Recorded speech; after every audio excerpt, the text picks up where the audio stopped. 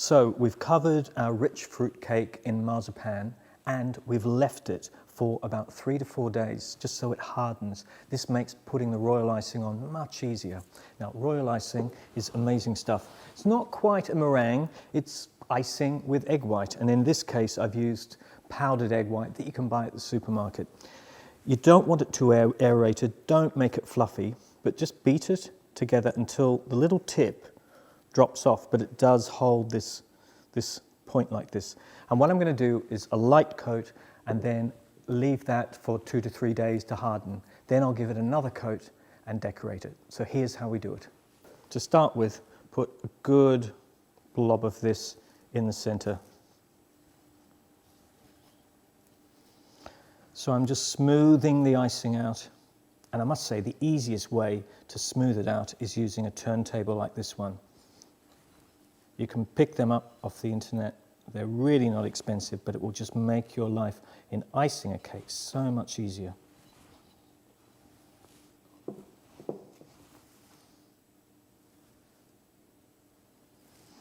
As soon as you've got the cake roughly smooth on the top, take a steel ruler, a bendy one like this, press your belly into the cake, and then very carefully drag this evenly over the top.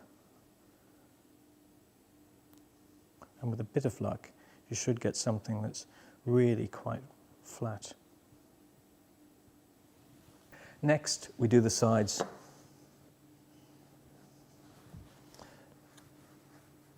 And again, you're just trying to smooth it out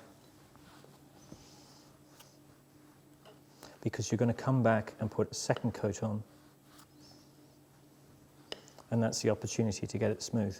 So once you get this on, it will be so hard. You can, if you're very careful, take a little bit of sandpaper to any bumpy bits and smooth them out.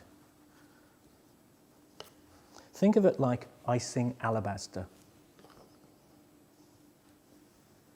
And then when you've got it evenly smooth like this, just run the spatula around the outside, evenly taking off any excess. And then what I want you to do is take the palette knife, holding it at an angle, just rotate the cake, and you'll see you can take this excess that's peeping over the top of the cake off. And don't worry about any rough edges. When you put the second coat on, you can neaten everything up. So what I want you to do is leave this cake at room temperature for 2 to 3 days so that the icing goes really quite firm. So here's our cake. It's had its second coat and I've smoothed out any little bits with some sandpaper. You just rub it over the top carefully, brush away any dust, and you get an incredibly smooth finish like the best alabaster. Now, to finish a cake like this, all you need to do is something really simple.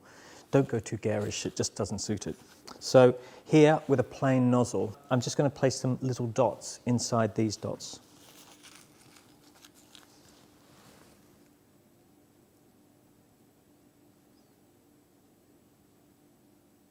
And here it is, with its final coat on, the lovely little kisses around the outside, and I baked a smaller cake and iced it in a similar way with many more dots on it.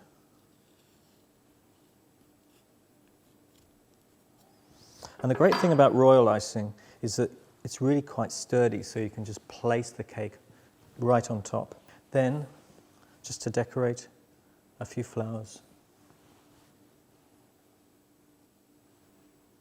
But of course, we could make it grander if we like, and make a huge tower of cakes. So that's what we're going to do now. And here it is, a beautiful, sentimental, sweet wedding cake with so much pizzazz. You can stop here, just place a few flowers on top, and that's, really something terribly pretty.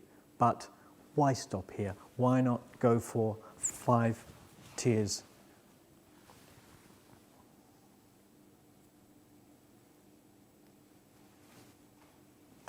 And there you have it, an absolutely extraordinary, beautiful, and seductive cake that looks really pretty to me.